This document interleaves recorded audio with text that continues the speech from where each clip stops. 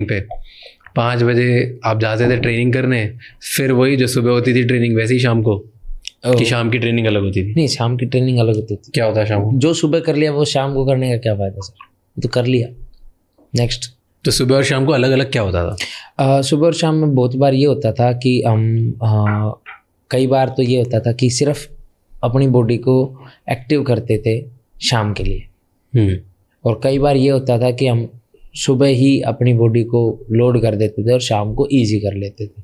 क्योंकि बहुत बार ये भी होता है कि कंपटीशन सुबह सुबह हो जाता है, तो सुबह सुबह बॉडी को एक्टिव करना थोड़ा सा मुश्किल होता है। Got it. तो वो सारी चीज़ें ऐसे अलग अलग चलती रहती थी।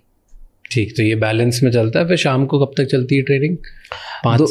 5 से 8 तक। ओके, फिर 8 बजे फिर दोबारा रूम पर जाकर नहा धोकर फिर डिनर करने आ जाते थे, और फिर